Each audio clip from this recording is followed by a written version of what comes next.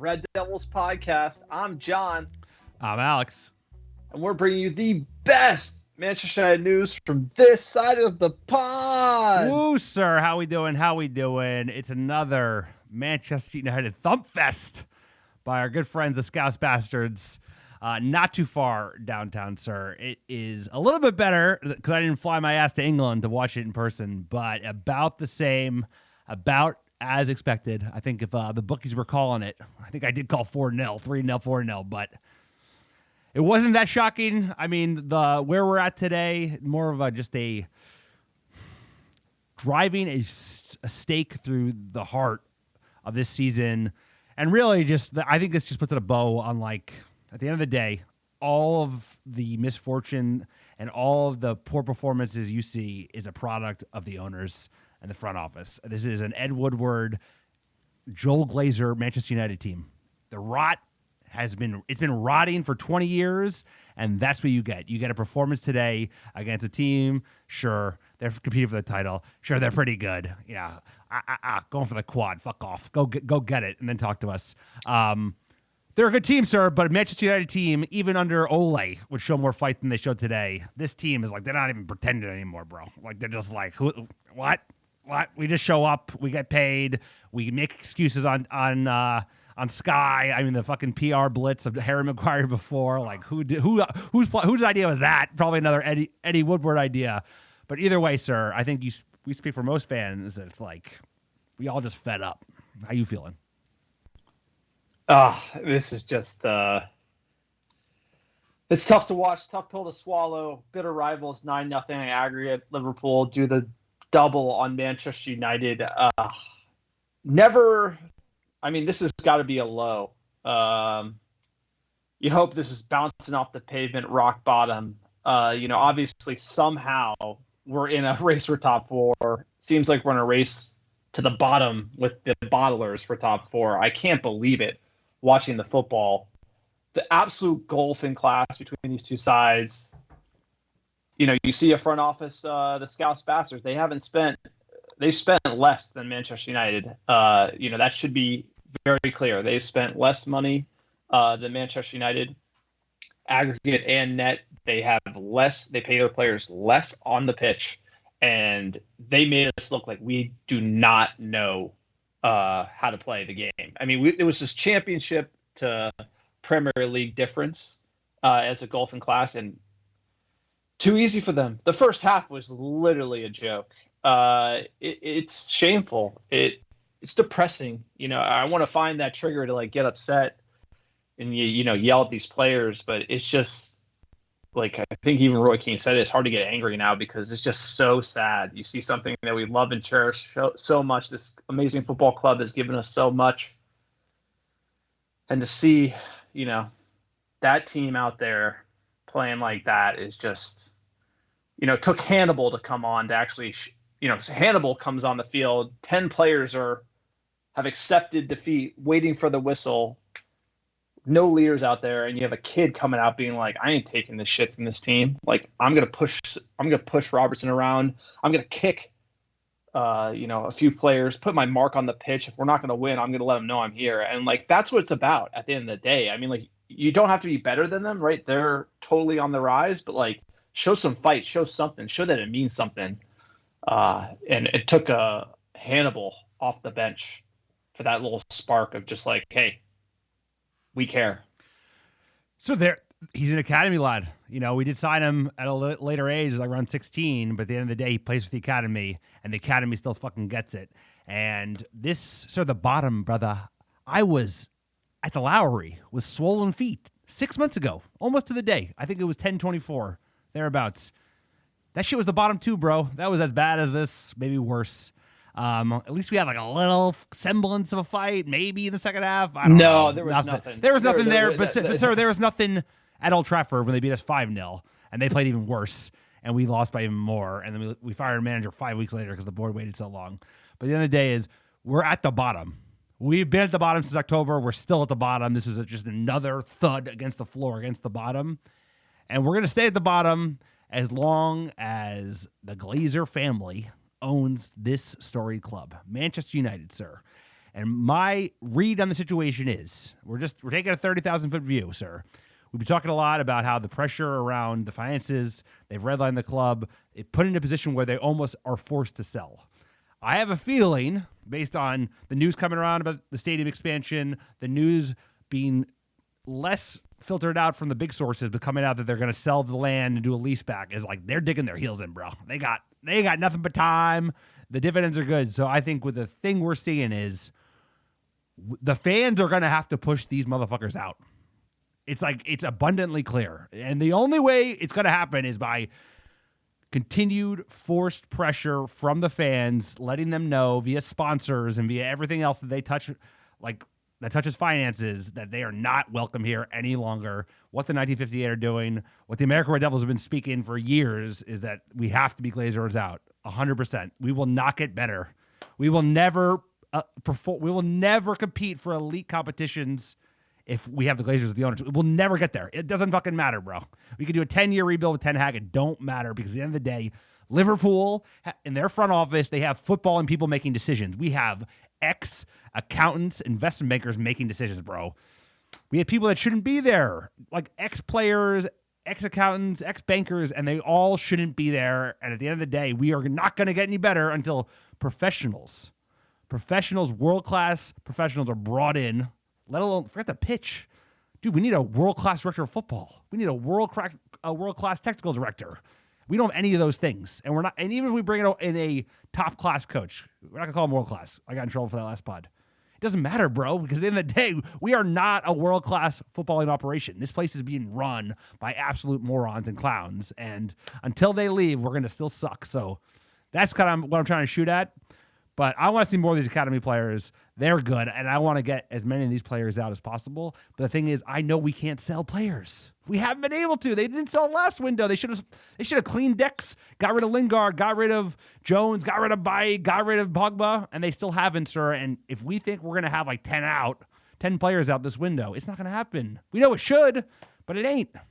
And that doesn't help, by the way. Anytime, like you saw that with LVG, ton of players coming in, ton of players going out. That doesn't work. Never works. You need to do it over multiple windows. It has to take time. But the problem is, like you said, the Glazers, via who they put in charge, right? Number one, the Glazers are the top problem. They make all the decisions. They put a CEO in charge of Manchester United. They tell him what to do. They told Woodward, grow revenue, take money out of the club. We do not care about performances on the pitch. And that was the MO. They did it. That's why you see what you see on the field. The most amazing part of it is that you look at what is on this field. This is Ed Woodward's team. This is him and Jughead Judge. They were putting together this squad. We have, like Ed Woodward said, we don't need a director of football. We don't need to bring in anyone from outside because I'm going to do it all. He did it all. And look at this team. Look at the wages.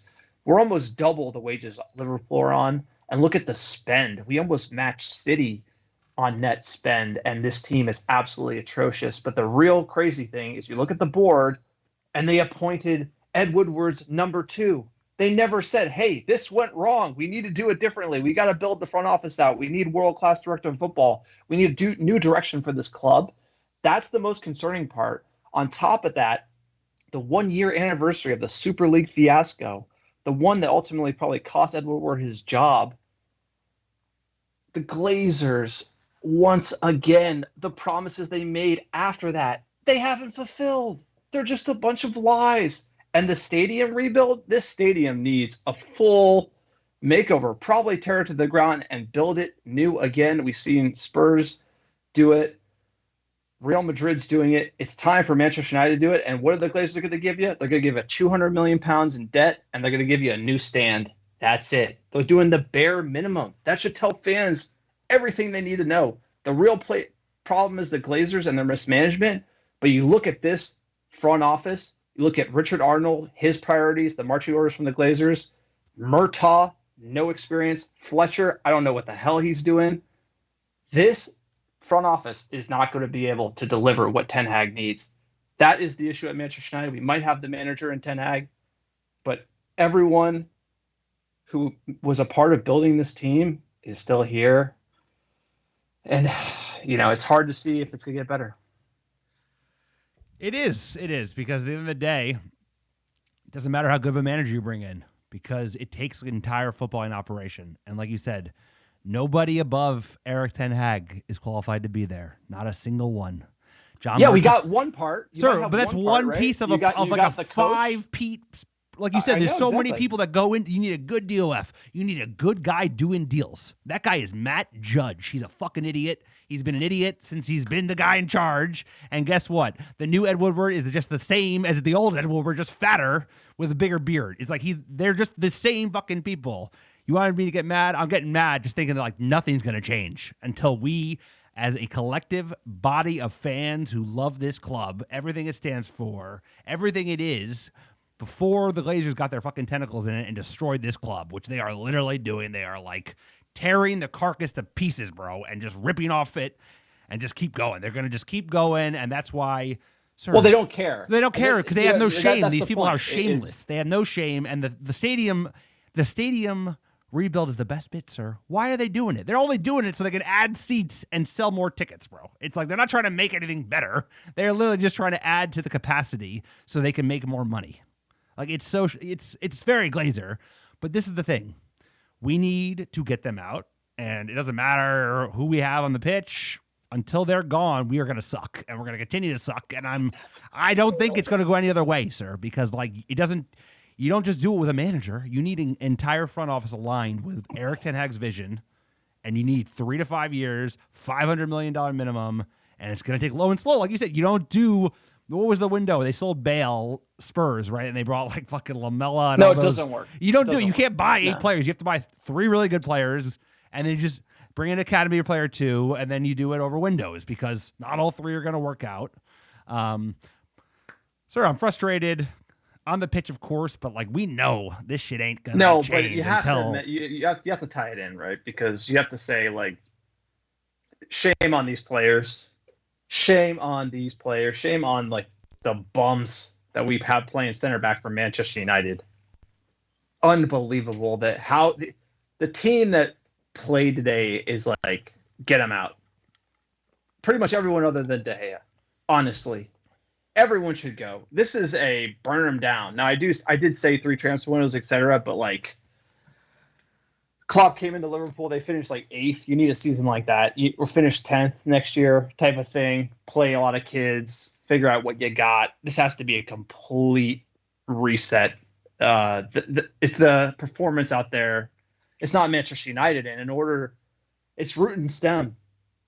You want to get Manchester United back. Maybe Ten Hag's the guy, but Rangnick's going to be giving them notes on these players, and I'll tell you, it ain't going to be good. But, sir, we can go all day. There's a lot to get to. A lot of players to slate when we go through the match here. We'll get to that.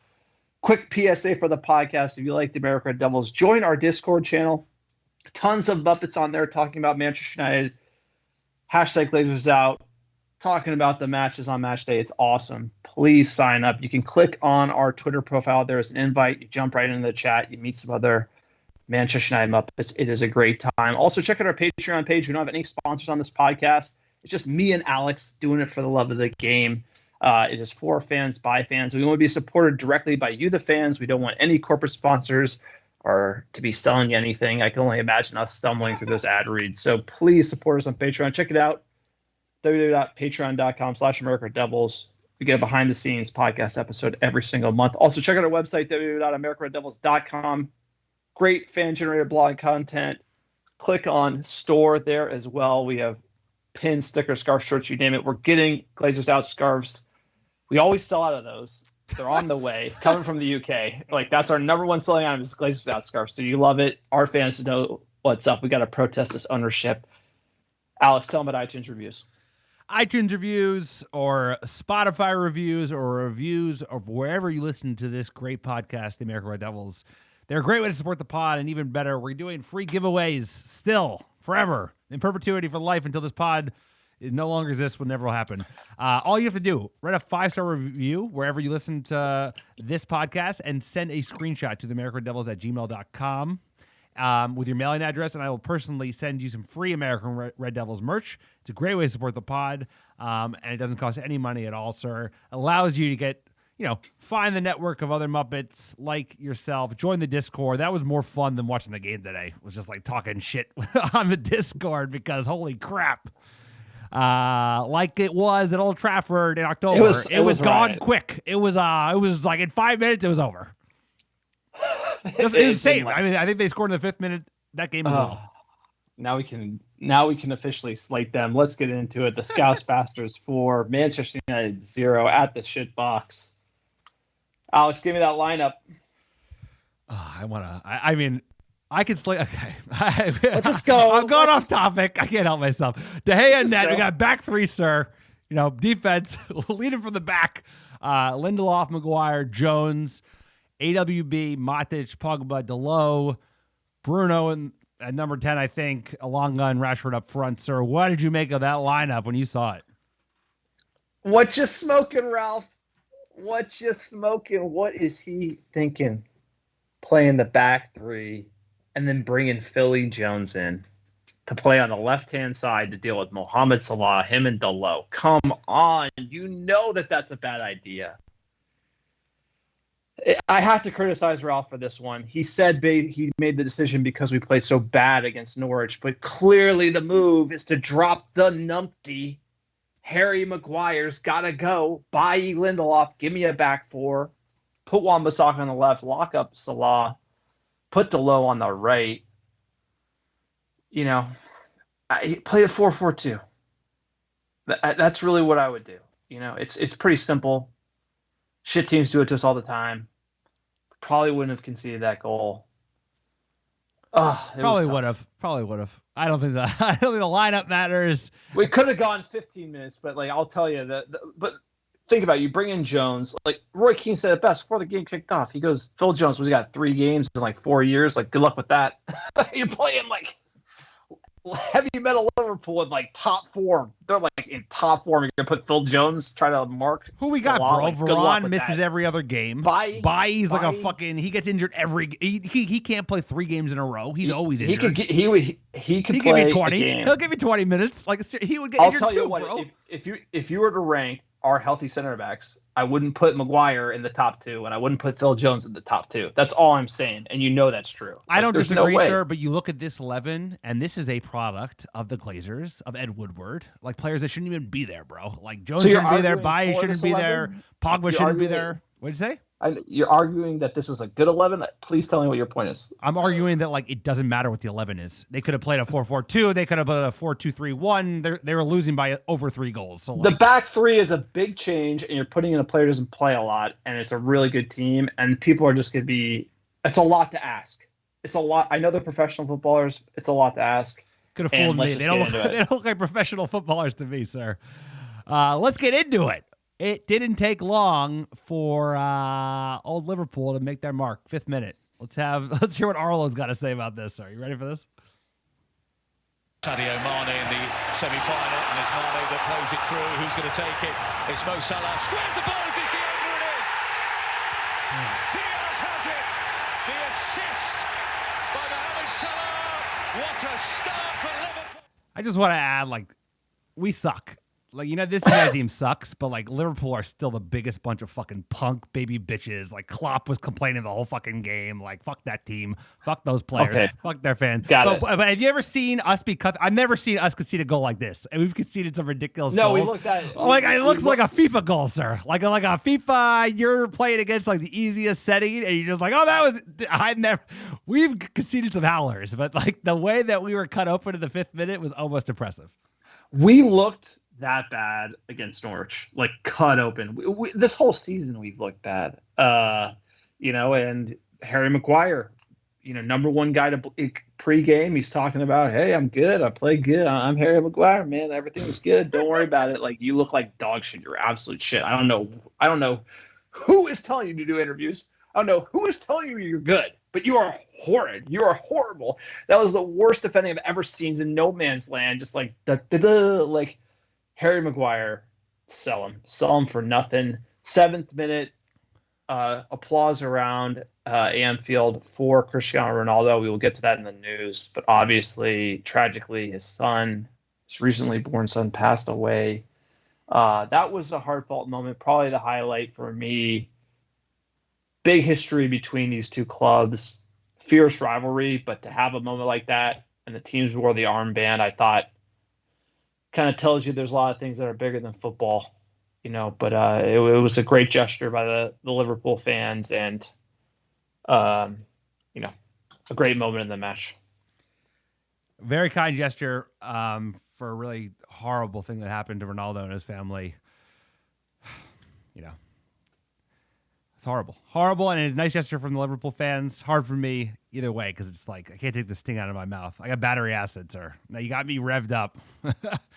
But that was nice to see something be above football, sir. Because I was laying into him and I forgot about the 7th minute. That was nice, but okay. Now if they were looking up at us, here we go. If they were looking up us, if they were looking up at us in the table, would they do that? Probably. I like. No, I think Klopp has he has an influence on the club, and he also said in his post-game presser that was the moment of the match for him. Look, it's a nice thing to say. It's a very nice thing to say. I think things have changed in the modern game, and this is one positive. But we'll get to the Ronaldo situation a little bit later in the news. But you can go back now. You can go back to hating Liverpool fans. I'm sorry, sir. That is a very nice gesture, and I'm just trying to separate myself. From this moment. I'm saying now you can. Okay, I can go back. I can lay back into him. Okay, dogs off the leash. Yeah, here we go. 10th minute. Pogba's Manchester United career is over. Bye, Felicia. Bye. Yeah, see ya. He's still got. Apparently, they're like, dude. You want to know? By the way, we're gonna know how much this Eric Ten Hag revolution is gonna. You'll know by the end of the summer, bro. Because they'll have moved no players, not bought any players. They may have renewed Paul Pogba. We'll see. Sir, the 22nd minute. Liverpool weren't done yet. What a ball by Mane. Chance 2-0. That is incredible. Mohamed Salah, after 6 without a goal, has just scored. That is incredible. I'll tell you what's incredible is that we paid £80 million for Harry Maguire to just get caught in no man's land. I think he got caught in no man's land. What, all 4 goals? It's almost impressive. He is horrible. Horrible. Absolutely. He is not only is he horrible, he is delusional, and he's a baby bitch who needs to have that armband stripped off. And honestly, if that armband was taken from him, say when Reina came in, I think we would be a little better off. Honestly, I think the captain's armband situation, you read the tea leaves and how it's gone down. There's smoke, there's fire, man. There's factions in this team, and I bet you Ronaldo's trying to tell people what's up, and a lot of people aren't having it. And probably the captain, Harry, is one of them, because what he said to Sky, and we'll play a bit of it before the game, shows you that guy is out of his mind. He thinks he's doing great. I mean, good for him to surround him with people like that. But holy shit! Well, we got to. This is halftime talk. Who greenlit that fucking interview, bro? Before this game, when you knew we were going to get the shit kicked out of us. Who is in charge of... I mean, this should be the PR arm of Manchester United. That just shows, the general, out of sorts nature of this club. That should not be allowed to happen. Are you insane? Because I hadn't seen it until after. I was like, are you insane? They had an interview where he just, talked about how great he is. He played under 2 managers in 1 year. Hey, bro, that's a bad thing. That means your manager got fucking fired. Sorry, sir. Halftime. How'd you feel at halftime? How'd I feel? Yeah, okay. I was yelling. I was again, I'm yelling in my office. We have a nanny thinks I'm crazy. You are crazy. Because yeah. She's who would care about sports that much? So yeah, it's I'm a nut job. So yeah, I'm fucking pissed off. I'm this team is just it shaves a part of my soul off every time I have to watch this team play this shit. It makes me so mad. I can't believe it. It's just one of those things that like you said, Roy Keane said it. It's this isn't the Manchester United I played for. There's not even unrecognizable, absolutely unrecognizable, and blow it all up, start over. He's right. Let's get in the second half. He's right. We'll talk about Roy Keane in a bit. So our second half started. Sancho came in for Jones. Rank listened to your advice going with the 4-4-2. And then, there was like a little bit of a chance, right? We had like one chance over the top. We looked good with the 4-4-2. It looked good when we changed Better. the 4-4-2. We looked more comfortable. That's what I'm saying in my comments. We looked a little, obviously still giving up a lot of chances, but we were kind of trying to go for it. I thought coming out for like maybe 15 minutes, we looked like we were trying to grow into the game. Rashford had a chance. Elanga had a chance, trying to, make something happen. And obviously, 68th minute. 68th minute, like you said, there was that double chance. 64th, Rashford. Maybe he could have curled Alisson, but he came out well. 68th minute is just more top-class defending from Manchester United. Luis Diaz, come back. Mane! Sadio Mane! Now, this is a goal that's kind of similar to Norwich, sir, but once again, like Harry is just caught sleepwalking, bro, just like watching, just ball watching. And unfortunately, that's just not going to be good enough. Cut through too easily, and like you said, that is probably one of the big mistakes that Ralph made. I think the biggest mistake was not stripping Harry when he came in as the captain. Maybe that was out of his hands because I don't think the German has had very much power at this club at all. I think he's been kind of hamstrung since he came in. But like you said, we couldn't be worse than we are now, and like having him as your captain is just madness because he has no right to be captain of this great club.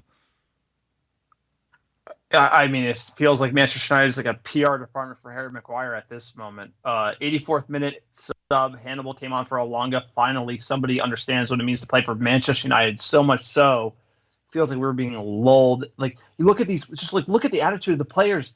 It's like 2 goals in the first 22 minutes. Like I would have been sent off. It doesn't matter.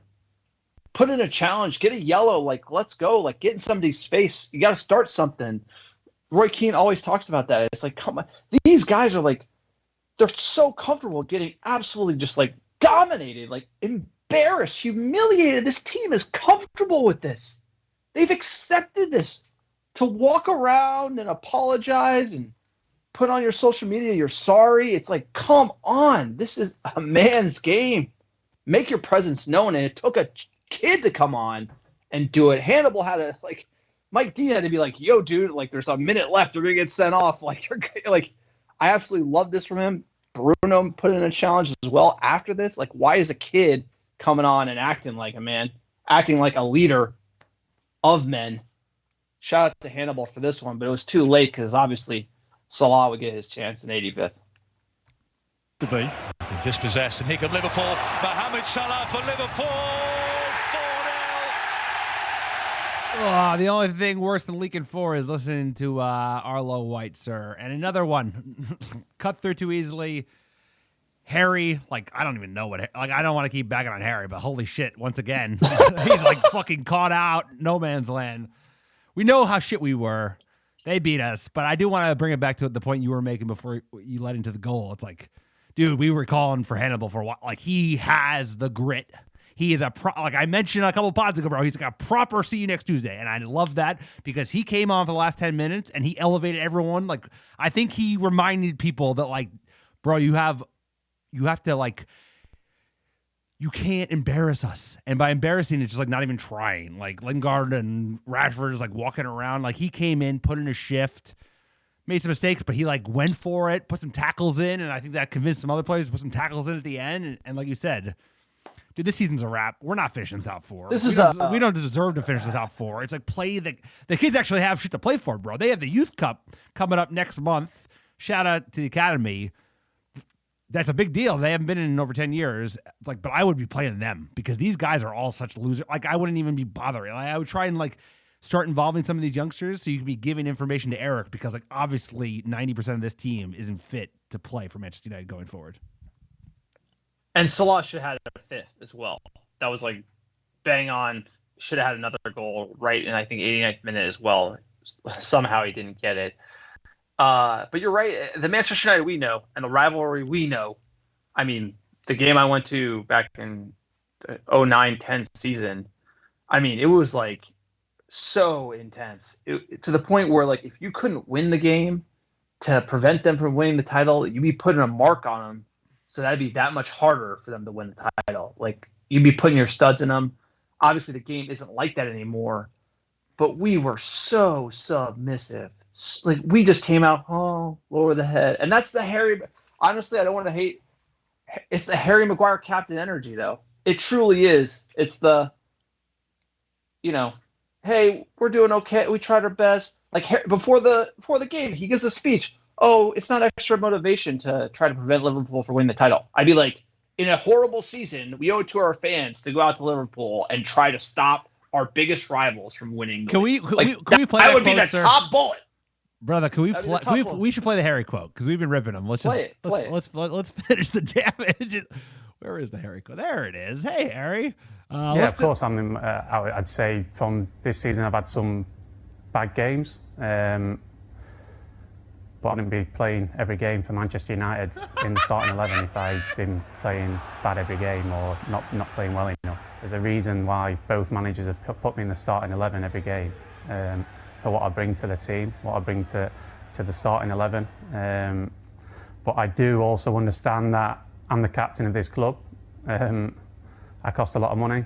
And when things aren't going well and we're conceding too many goals, I'm going to get criticised. Yeah, of course.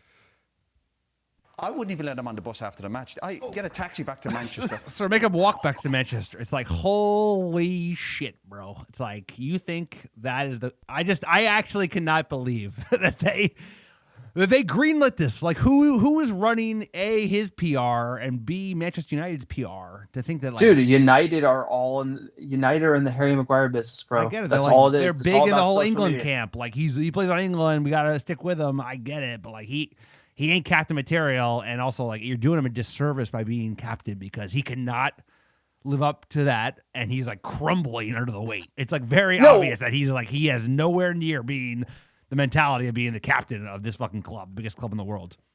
Read the room. Yeah. Read the room. You pay people for this shit. Harry Maguire's attitude and his view on himself is incredible because you look at the season, his view should be like, holy shit.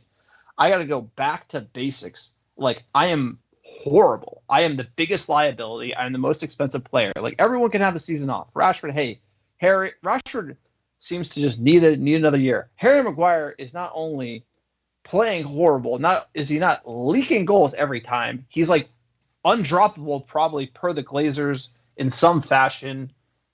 Can't have the captaincy taken from him. That doesn't make any sense. That makes me question Rangnick's autonomy at Manchester United, and you see Fletcher all around that dugout. I have to think there's more going on as far as how much control Rangnick really has. There had to be a moment there where, that's why the Glazers didn't want a Conte. Like, they can't have Harry Maguire and Luke Shaw all training with the U23s, But like a coach like Conte, it's his way or the highway, and at a certain point he's going to win. But Rangnick, I think we got a little Rangnick, Mr. Nice Guy here. He's a nice professional. I'm not blaming him. I'm just saying, like, something doesn't add up as far as, like, Harry playing horrible. He's undroppable. And then he goes and gives an interview and being like, I'm playing well because I got a manager fired. He played me. And then this new manager's playing me too. And that is just, like, so delusional that he thinks he's playing well because fired and interim managers are playing him in, like, arguably one of the worst Manchester United teams I've seen in my life. And he is the biggest liability at the back. And so not only is he not aware that he's not playing well, he's, like, arguing he is. He also tweeted out a video of him stringing together passes, like a highlight of him pinging the ball around out the back before the Liverpool game. That highlight reel was made by his social media team. So he has the team he pays to run the social media, come up with a highlight reel of him. He tweets it. How tone deaf is this guy? And then you ask yourself, maybe that's why Ronaldo doesn't like him, because Ronaldo's like, you fucking suck, and Harry Maguire can't take the criticism. And he's the captain. Oh, it's been a rough year, but Harry's got to go. This type of behavior, this attitude from a captain. Oh, by the way, he snubbed the interview after the game. Bruno took it. Apparently, Bruno made a speech in the locker room after the match per Rangnick. That's captain material, Harry. You ain't that. He's Sulk City, soft serve FC captain material. And that's affected United. And that's why this is such a massive rebuild, because something is wrong with this team. We can only read the tea leaves from the outside. But this type of bullshit of the pregame interview and tweeting out that stuff, saying that he it's not extra motivation to deny Liverpool the title. This guy doesn't get it. He does not get it, and that's why it's like cut your losses. But the Glazers won't, and they'll keep putting him out. They'll keep giving him PR. It's everything that Manchester United isn't. It's social media, Cloud FC. Well, if you look at the way this club has been run by the Glazers over the last coming on 2 decades, it's everything this club is not, sir. It's everything this club is not. And the man they appointed as the interim, sir, is probably the most honest man in Manchester, because you can tell by Ralph Rangnick's interviews over the last 6 months. Sir, he's been fucking honest. He's been 10 times more honest than Ole.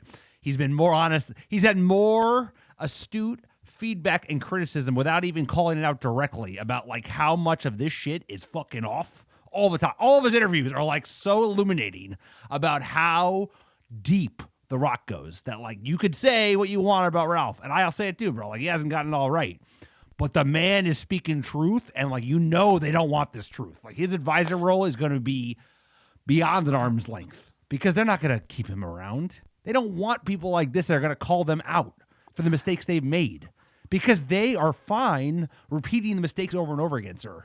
You could tell because they appointed Richard Arnold as the CEO, because they have Darren Fletcher as a technical director, bro, because they have Matt Judge still doing deals. They're not going to change their mind. And like Ralph can say all he needs to say about who they should sign, who they should appoint, and backroom staff, but like they're not going to. Why would they listen to him? They care about the dividend and nothing else. Well, let's hear what Ralph has to say in his post-game presser. Did you deserve any more tonight, or was that a fair reflection of the gap between the teams? Well, it shouldn't have necessarily be 4-0. I think a 2-0 would also have been okay. The first 25 minutes of the second half, we played better. It was not difficult to play better than the first half, but still we did. We had quite a few moments on the counter-attack ourselves, but couldn't make anything out of it. But after the third goal, the game was over. Very proud football club, proud set of supporters. This one's going to sting, especially given the defeat at Old Trafford earlier this year. What can you say to the fans tonight? Yeah, it's embarrassing. It's completely disappointing, in a way also humiliating. But yeah, we just have to accept they are, I would say, 6 years ahead of us. When you compare that squad that Liverpool has with the one that Jürgen inherited when he came 6 years ago, I think at the end of his first season they finished 8th, had a point average of 1.6. This is roughly where we are right now with our current team. So that this team needs to be rebuilt is clear, and I think a game like the one today showed that even in a very drastic way that this rebuild is necessary. How does that leave your top 4 hopes now? Obviously, no Fred. What happened with Paul Pogba early on? How serious was that? Yeah, he has a muscular injury on his calf. He pulled his muscle. Yeah, that's another issue. It's now the 7th or 8th player missing out with injuries. Although we're only playing in one competition, this also has to raise some questions. So I'm not happy about that at all. But as I said, this is the sad truth right now, and this is what we have to accept. So there's something profound in a lot of what Ralph says, but the reason that the board are going to get rid of him and push him out as fast as possible is because I don't know if you could hear the audio clip, but he's like, we need a rebuild. The gulf in class between the clubs is apparent. They're 6 years ahead of us. We're 6 years behind them, sir.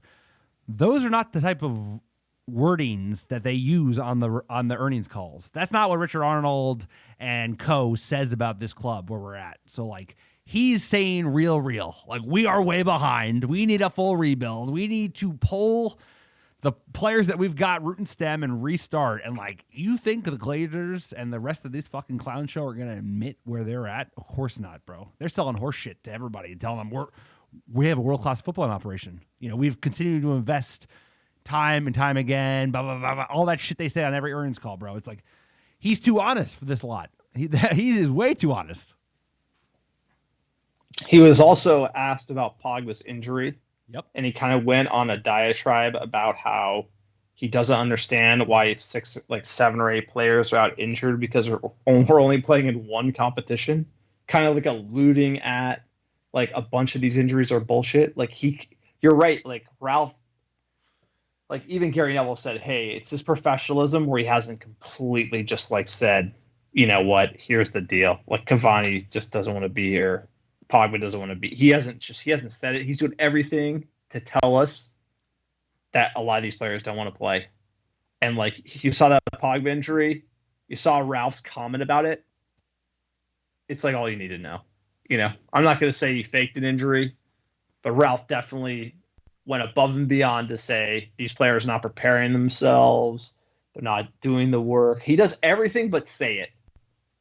And, you know, you see that goal go in and 5 minutes later, Pogba's like, I got to go. I'm not, you know, I got a plane to catch to Dubai, bro. I'm out. I mean, but it's not necessarily Pogba. It's Cavani. It's a lot of players on this team, and that's more of the attitude. I tweet like, bye Felicia, like Pogba, like thanks for coming out. Like he's gonna leave. He's gonna talk a lot of smack on the way out. He'll be like Di Maria, just like laughing at United. Mark my words. And it's like people are still defending Paul. But people are like, he's such a great player. It's like, it's unbelievable. You look at what it meant to play for this team, and you look at, you know, there's a lot of injuries on that list. A lot of players just don't want to be here. This is don't want to be here FC, and it's a shame. It's a shambles. All right, let's hear what Keno has to say. He says it right all the time. You know, give me a little Keno. Let's go, Keno. Give it to me straight. No chaser. Here we go. But when the going gets tough or they're under a cosh, that's it. They're out of it. They haven't got it. They haven't got that team spirit that you need. And we talk about having all the talent in the world. And this Man United team is well short in talent anyway. You know, we've been saying for the last few months, well, they're not as talented as they think. So then not to have the rest of it to try and back it up with a fighting spirit, energy. We saw the midfield tonight.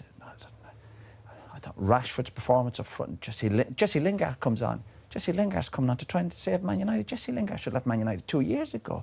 He's not good enough for Man United. Rashford played like a child up front. Okay, he wasn't great in service, but the 1 or 2 bits he got in the first half where you think you're in on goal, a poor touch. Defensively, we're trying to help Maguire out here. Well, we were trying to do it before the match, give him a little bit of PR. The last goal, Maguire's passing and his defending. It's not acceptable, not good enough for Man United. So we're going to have to use that word again tonight. Talk about a rebuilding job. Man United have to get players in, first of all, who are hopefully decent lads, good quality pros, talented, to try and compete. Man United know what, 5th or 6th in the league? Man United, 5th or 6th in the league? Unbelievable. Yeah, they were 5th and went down to 6th on goal difference following that defeat. I mean, Roy's talking about rebuilding, but changing the club from top to bottom. Yeah, I don't hear Graham, sir. Dude, Roy always speaks honestly, sir. I mean, I wouldn't even let him on the bus after the match. I get a taxi back to the problem is like he's too good of a pundit to ever become a coach because he's such a good pundit. He's like Paul Scholes. Like he's so good, everything he says is true. And it's just like, dude, we are miles off of it. And it's like, we don't need to make individual criticism around Paul Pogba or Jesse Lingard or Rashford or Harry Maguire. It's like, dude, this is a product. This is an Ed Woodward football team at the end of the day. All the players we have, the players that shouldn't be here, or that we should have gotten, that we didn't get, it's all because of decisions made by this team. Dude, they don't. I gotta give you the other side of it. So you're right. Yes, this team was assembled by numpties, but at the end of the day, the professional footballers and the attitude that, you know, Mourinho was fired, the players won, Ole enabled the super player-friendly dressing room. They threw Ole under the bus. They threw Mourinho under the bus. They threw Rangnick under the bus. And that's probably what happened. Rangnick came in, wanted to play a certain way, and he realized, like, either I have to, like, bench all these whinging players who are leaking to the press, or I just, like, play the way they want to play for the next 6 months and just get paid. And that's what he decided to do. Because at the end of the day, he's putting out Paul Pogba, Jesse Lingard, all these players leaving on a free and aren't motivated to show up at Anfield. And we're losing 4-0 to our fiercest rival, 9-0 on aggregate. This is incredible. This is insane. These players got Ole fired, and Rangnick came in, and they're still playing like shit. They don't want to turn up any day of the week, obviously. You can't say look at our roster and look at Liverpool's roster. You know, Jordan Henderson ain't that great. Jordan Henderson ain't better than Paul Pogba.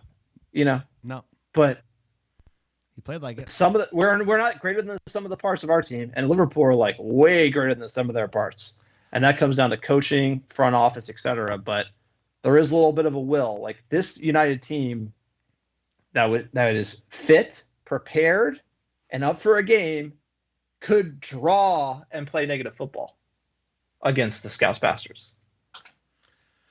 Sir, rule number 1.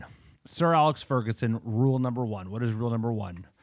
You can never allow a player to become bigger than the club or to think they're bigger than the club.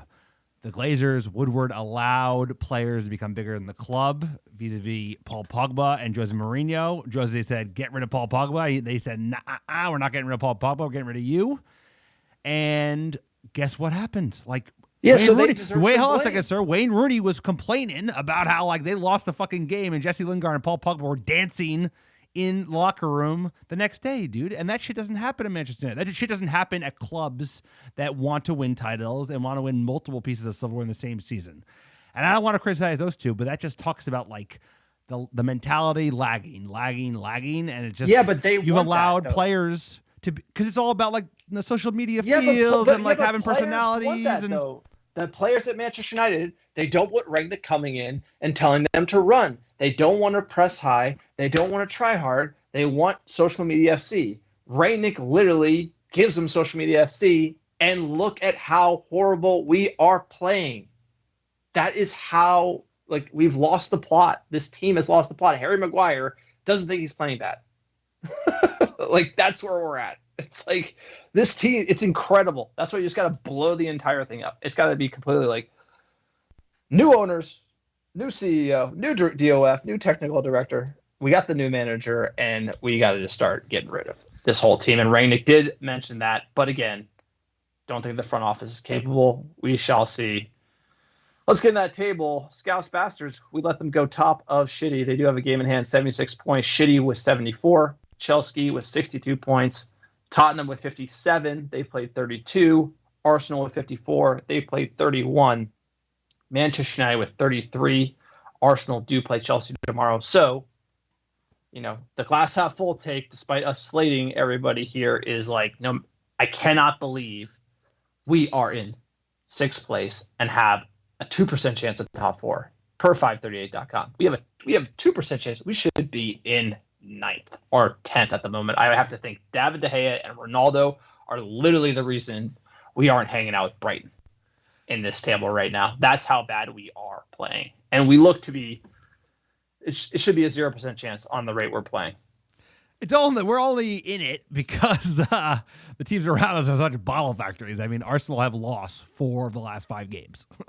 And Tottenham are on a good run. They lost the last one. Tottenham, the team that are going to finish above us, most certainly in 4th. And Arsenal will probably finish above us in 5th. And sir, we should drop, like you said, like we should be fucking 9th. This is the worst Manchester United team I've seen going on 20 years. And it's not even about the collection of players, sir. It's like they have no heart, no spirit, no fight. Like I said, they don't give a shit, bro. They're just phoning it in. Like, I pulled my calf. I'm good, bro. Sub me out. Like, sir, I went to fat camp and I got like we like went to go play like fucking camp MVP, like straight out of heavyweights. And they put like 12 goals past me in roller hockey in the first half, and I was like, "Yo, bro, I'm good." I put the coach counselor in. I was like, "Yo, you can take the second half. I'm good. I'm calling a rest." Pulled my calf. That's what Pogba did today. He's like, "We got scored on." He's like, "Oh, I'm good, bro. I'm good." And I'm not even saying he did, but like this team, bro, is like embarrassing. Can only go up from here. But we got a next match. We're playing the Gunners at the Emirates. Saturday, April 23rd. If you thought it could get any worse, we got a 4:30 a.m. wake-up call. And boy, when we wake up at 4:30 a.m. on the West Coast here, the boys usually show up. Actually, they don't. They always 7:30 Eastern. 7:30 Eastern. When we were living in New York City watching games, it was really nice to have that 7:30 being the earliest kickoff you could get. Lifetime versus Arsenal, we won 100, drawn 50, lost 85. First time we ever played them. 1894 Newton Heath versus Woolwich Arsenal 3-3. Was in the 2nd division. Last 5, we won. most recently in December. Drawn twice, lost twice. Not great. We usually have a good record against Arsenal. It's been fading. Arsenal have had a decent season. This was kind of like they did the reset. They bought the kids. They got rid of Aubameyang. Lacazette apparently is on the fence now as well. He was rumored to be out with COVID. Then he was out eating at a restaurant, so people think they might be giving him cover. Arteta might be falling out with him as well. They're on a slide. Lost to Palace, lost to Brighton, lost to Southampton. They're playing Chelsea. Let's hope Chelsea's going to do us a favor tomorrow, and then we're going to be able to take them. So they should be on the ropes. But again, you look at how he played against Norwich. You look at how he played against Scouts Bastards. I watched Arsenal play Liverpool and shitty. I mean, they look good, dude. Like, they're sliding, but they have the potential to play football. We do not. Like, they have a young team. They're hungry. The way they did the reset should be a case study for Manchester United. This is the direction we should be heading. And I think Ten Hag is a better coach than Arteta, right? Arteta's never done it as a top man. So there's a lot of parallels here. And again, I'm like, we can show up for a game, but holy shit, I don't know. I'm not even confident in our ability to show up and beat an Arsenal side who need a win arguably more than we do. But like you said, sir, we don't have Eric Ten Hag's coming in as the manager this summer. He is a better coach than Arteta. But at the end of the day, right now, Arsenal have a much better front office because they showed that. They're like, all right, we have been doing this right. They were able to look in the mirror and say, hey, we are not going about this footballing stuff well. And we need to take a reset and start over and bring in new blood. And guess what they did? And that's starting to bear fruit, sir. And when they'll eventually come to a crossover with Arteta and bring in a proper manager, and then they'll really start to put some shit together. So all I'm saying is, exactly. Your manager is only as good as your front office. It don't matter. And the reason that Fergie was the front office, right? He owned everything with Gill, and that just worked. And then as soon as they both left and Ed Woodward was in charge, dude, he is, like I said, Sideshow Bob hitting on just a series of rakes over and over and over again. And they just make the same mistakes over and over again, sir. That's why I'm confident this summer is going to be a bloodbath. No, but the thing about Arsenal that you have to really look at is they tried to do the United for 2 or 3 years, where it was Pepe, right, Aubameyang. Then they gave him Aubameyang the big deal. He went south after that. They brought in Lacazette. He didn't really do great. Willian, that's the Cavani deal. They did Manchester United light for 2 or 3 years, and it was horrible. And then they figured out, oh my God, this is not the way to go. They got a proper director of football. They invested in youth. They brought in a young manager. They're building for the future. They literally, Josh Kroenke gave an interview, hour-long interview. Hey, we made mistakes. We made mistakes with the Super League. We made mistakes with recruitment. We're going younger. They actually said we made mistakes. They are correcting them. We're going a new direction, communicating with the fans. That's what the Glazers don't understand. That's why, you look at Arsenal as a case study. Obviously, they're faltering now, but they're ahead of schedule right now. This should have been that 7th or 6th place, could still be for them this season with the youngsters coming up, and that's where United need to pivot to. Arsenal play the 4-2-3-1. Ramsdale in net, Xhaka in the middle of the field, Odegaard, Saka, who's pretty good, and Martinelli on the right wing. Also, Ben White and Gabriel, 2 center backs, probably better than our 2 at the back. Injuries for Manchester United: Varane, surprise, Shaw, McTominay. He was on the bench, so he is actually back. How fit he is, we don't know. Fred as well, injured. Ronaldo obviously is out, given the passing of his infant son. And then Cavani, talking about all these injuries. Cavani, hey, we could use you. He's good. Drinking the mate. Given those injuries, what is your starting 11? Ooh, sir, who we got? I don't even know who's available on the team. We got De Gea in net. I got AWB, Lindelof, Jones, Telles. I'm going to do Matic, Hannibal, Bruno, Sancho, Alanga, and I think Ronaldo will be back. And if he's not back, who else do we even have, sir? Bring up Joe Hugel from the academy. He can start. You got Rashford. I know I have Rashford. I don't want to start Rashford after the way he played today. So he's on the bench. I'm starting Joe Hugel. Get him up. He's tall. He's young. Who you All got? right. Dave saves world number one in net. Delo, Lindelof. I'm going to say Bailly, Telles, Hannibal, McTominay, Bruno, Sancho, Elanga, Ronaldo. That is my lineup. Sir, give us the bookies odds here. Bookies odds. We got Arsenal favorites, plus 120, plus 240 for the draw, plus 230 for United, sir. I think that's generous to United. Lacazette, first goal scorer. Ronaldo right after that, but a lot of Arsenal players. Cavani's on the board, which is just a laugh riot. But, sir, break it down for me. What's the score prediction? What you got?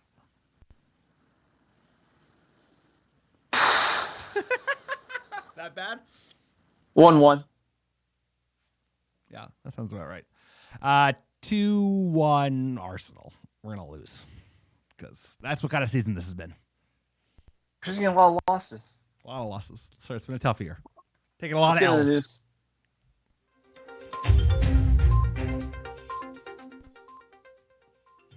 United in the news. We're going to start off here with the tragic news. Cristiano Ronaldo and Georgina Rodriguez announced that they were having twins, and tragically their baby boy passed away. He issued a statement on social media saying, quote, "It is with our deepest sadness that we have to announce our baby boy has passed away. It is the greatest pain that any parents can feel. Only the birth of our baby girl gives us the strength to live this moment with some hope and happiness. We would like to thank the doctors and nurses for all their expert care and support. We are all devastated at this loss, and we kindly ask for privacy at this very difficult time. Our baby boy, you are our angel. We will always love you." And obviously, the American Red Devils all around the world, our thoughts and prayers go out to Cristiano and Georgina. I mean, absolute tragedy here. I feel for them on so many levels. It's unbelievable. Unbelievably horrible. Yeah, I mean, we just sit in the bunker, sir, and we talk about our favorite team. But you get something like this happen, it's just like a reminder of how fragile life is. Thoughts and prayers go out to Ronaldo, dude. He's like the most famous person in the world, but at the end of the day, he's a human.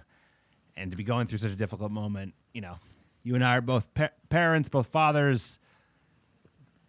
What's the line? It's like when you have a kid, it's giving fate a hostage, and all I can do is sympathize with the man. It's like, take as much time as you need. Honestly, I wasn't sure about the signing, but he's been such a breath of fresh air this season, and just like, God, it's heartbreaking. It's heartbreaking. So everybody from the American Red Devils is wishing him the best. So take as long as you need. Take the rest of the season if you want, because you've earned it. Sorry, I had to hold back tears. As a parent myself and has a 2.5-week-old daughter, just I can only imagine what he's going through. And putting him in my 11 for Arsenal, it's like, you're right. Like, how does he even play this year? Like, it's if he took the rest of the season. It's absolutely tragic, and we wish him and his family the best, and I hope we see him play for Manchester United again, because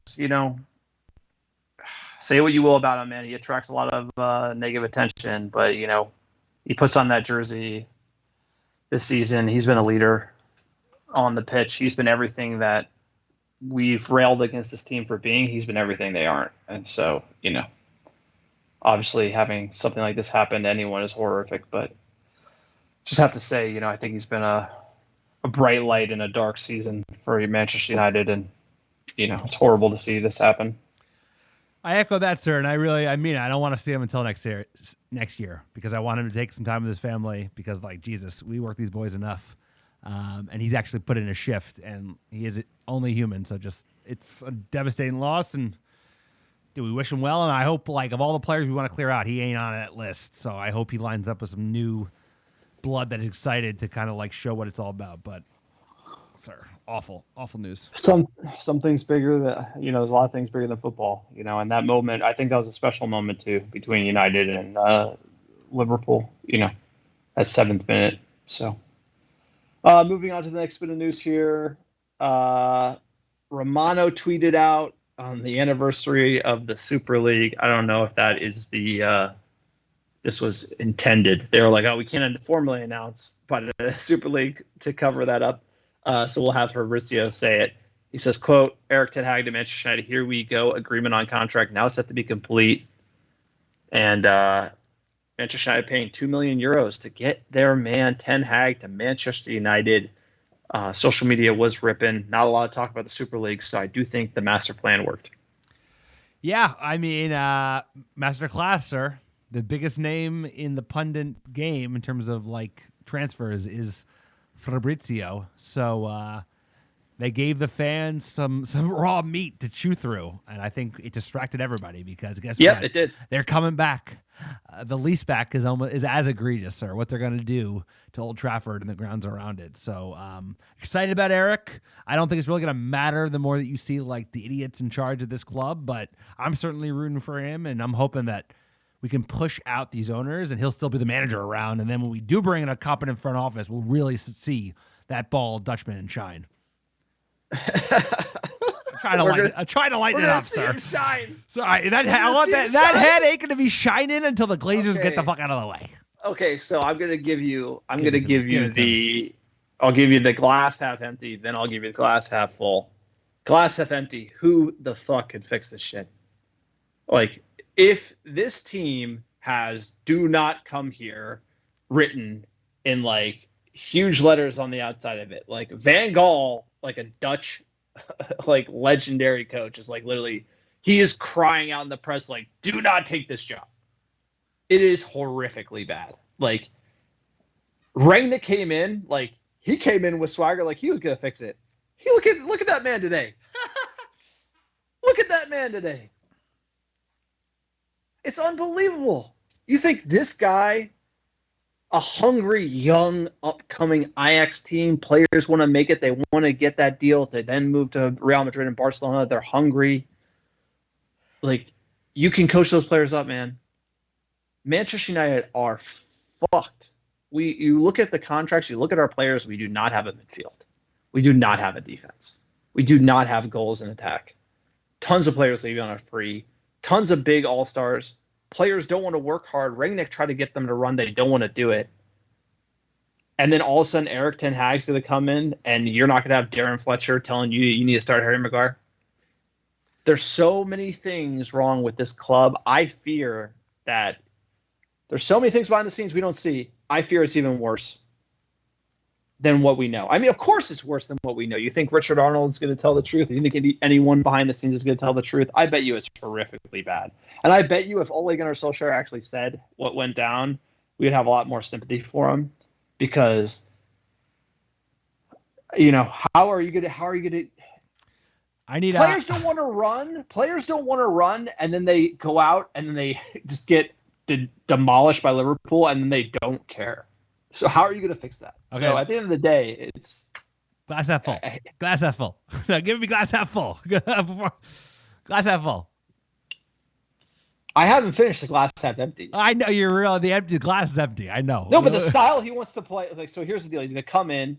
This is literally going to be like a multi-year transition. The style he's going to want to play, he's not going to be able to play, because the style he wants to play is like Rangnick, and the players don't want to play that way. I think it's pretty clear. And then you got the Glazers hamstringing him on the spending side, and then the incompetent front office. So like it's almost doomed from the start, right? The glass half full is also there's a language barrier. That could be a positive here. You know, he does know some young players. He might be able to get some Ajax talent in, and you know, maybe Richard Arnold and the Glazers pivot at the same time. Maybe he's given more control. Like, so maybe that everything falls in line around the right time for Ten Hag. I do think this appointment does feel like he has 3 years. Like he has the time Ole had. I do think it is more of a long-term appointment. I do think the expectations are around a rebuild, so that does give him some more time. But I do think we are going to play worse and finish worse in the league before it gets better. And then you're banking on the front office and him figuring it all out, which is a tall task. Like you said, you could put Ten Hag in a lot of other teams and he would do well. The question is everything above him, really, you know, because if the front office backs him and he can get rid of the players, then he can make moves. But if it becomes this whole, like, we're not going to sell Harry Maguire and you have to play him when Eric Ten Hag doesn't, it's done. he's doomed. And you tell yourself, Alex, is Richard Arnold going to sell Harry Maguire for £8 million to Hull City? Probably not. Because Ten Hag says so? Nope. So then, so it's nothing against Ten Hag. It's just it don't matter what manager you're bringing in, bro. You could be bringing in like 1999 Sir Alex Ferguson. Like, it does not matter. It's like I'm really I am excited about the appointment on paper. Like, I do think he fits the bill, even more so than many of our appointments since Fergie. Most of our appointments. We were pumped about Rangnick. I am pumped at Rangnick, but you could tell he's not being listened to. Like, you could tell he's just being like ignored. Yeah, like, but this could be like 5 months into Ten Hag. We could see the exact same thing. Rangnick's the exact same guy. I think we'll know by the end of the transfer window this summer. Like, by the end of August, we will know whether or not it's the same old bullshit or we are on the cusp of seeing something new. And we're on that way because like this summer is going to be telling. It's like, who's renewed? Who do we actually sell for a loss? How many signings do we make when we haven't made Champions League football?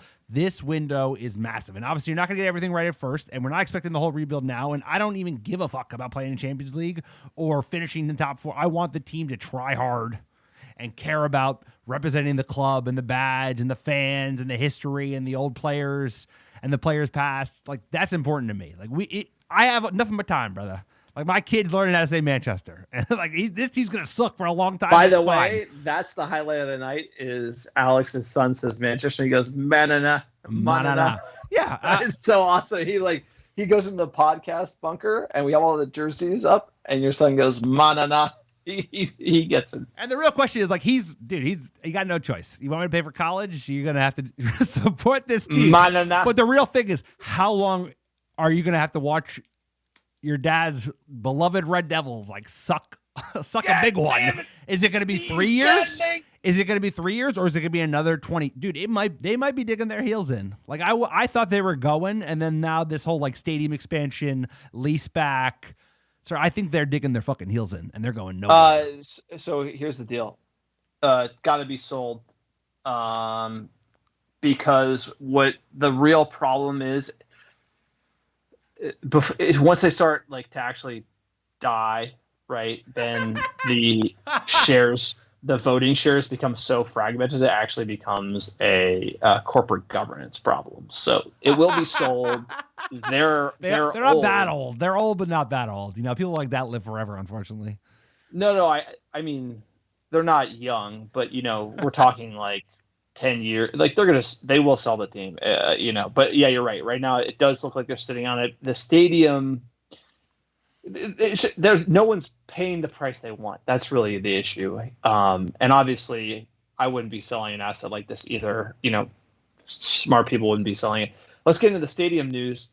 Speaking of same old, they're going to borrow £200 million to expand Old Trafford by 15,000 seats. They're going to expand the Sir Bobby Charlton stand and upgrade corporate facilities at the venue. The key understanding about this is they've let that stadium rot so bad that it basically needs to be rebuilt. And this is a $1 billion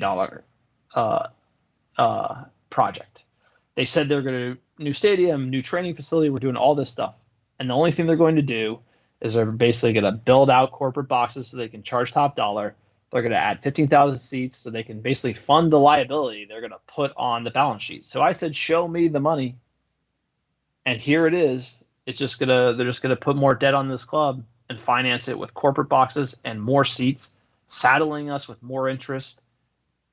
And all that means is less money for footballing operations. That is the Glazer motto. That's why they got to go, because there's no point in doing this project. John Henry Davies, proper owner, build a new stadium. You can win, right? You have to invest. If you want to own the club for the next 20 years, build a new stadium. It's like, that's the way it goes. This is what you need to do. So they're not doing it.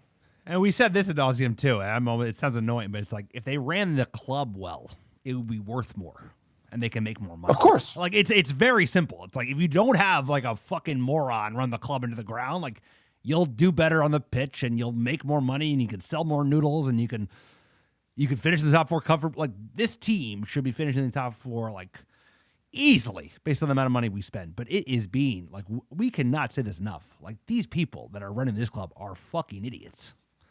Like, Ed Wilbur that left is probably the worst chief executive in the history of sport.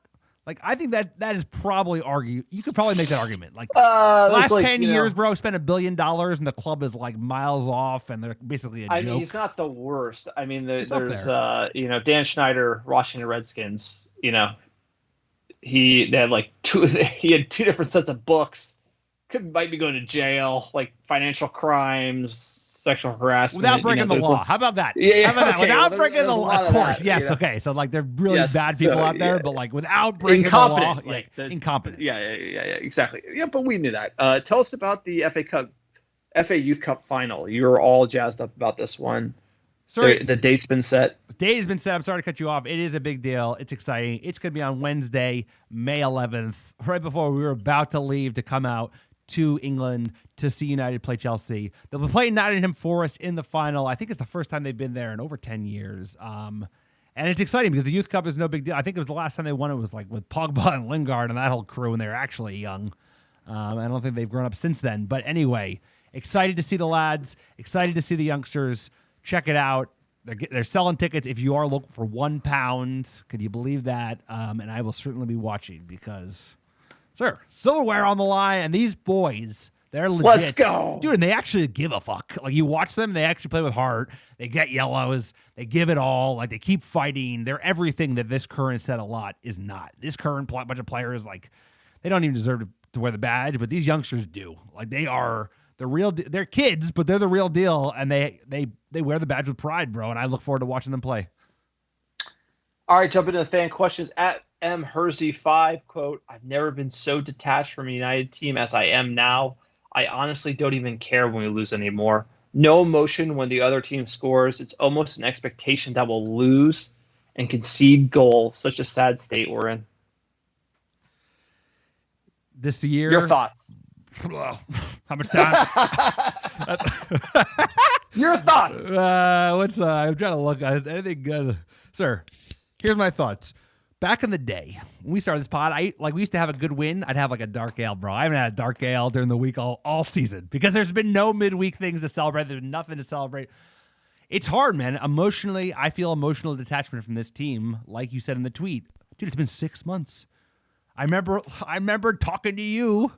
You're like, sir, give it to me straight. You're that dude, bloated feet, sitting in the Lowry, sharing a king bed with my brother, who's like 6'4", not a little guy, waiting for room service to bring us up our Sundays.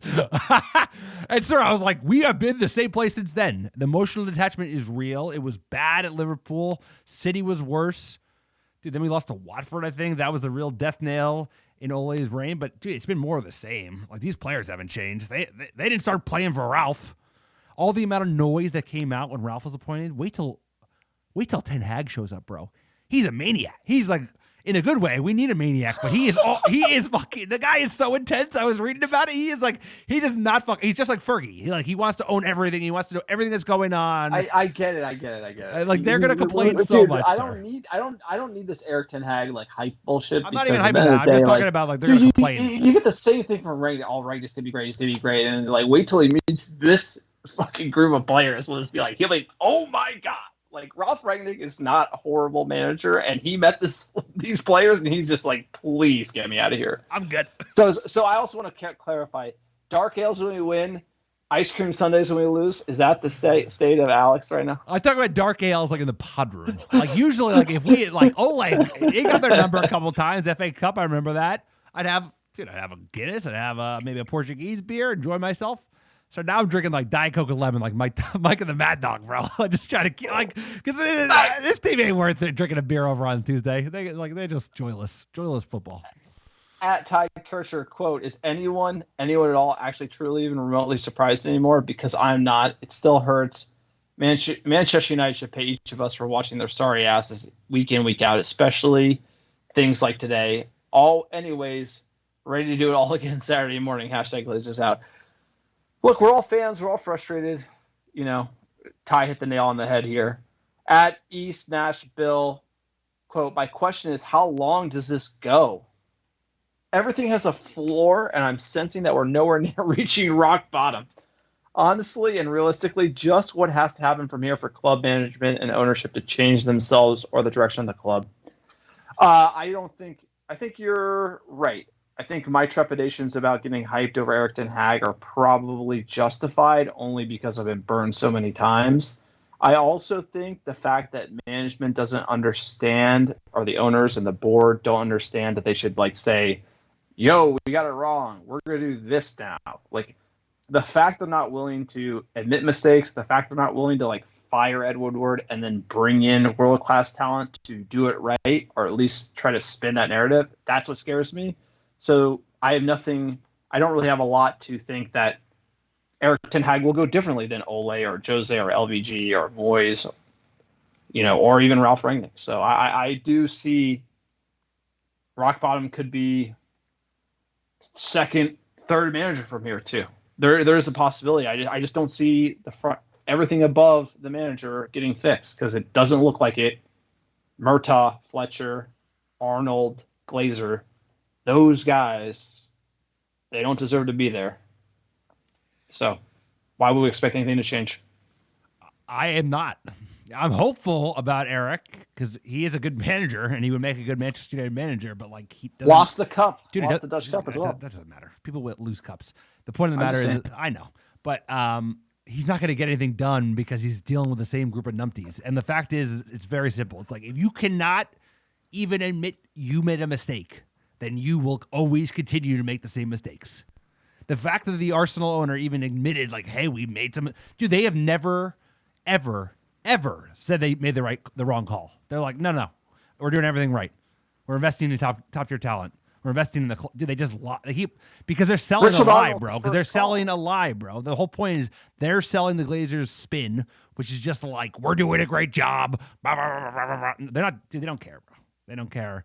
We're gonna suck until they leave, and I think it's as simple as that.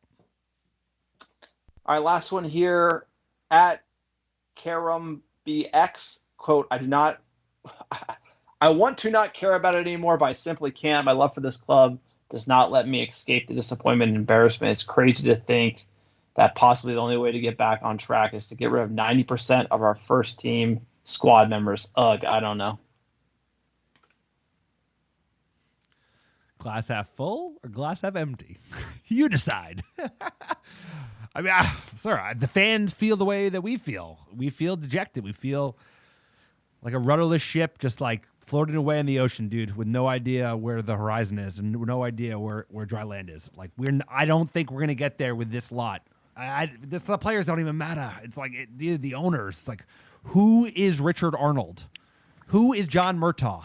Who are these people and what are their qualifications to run the most storied, famous franchise in the entire world? In the entire world. This club is great. This history is unbelievable. The fans are unbelievable.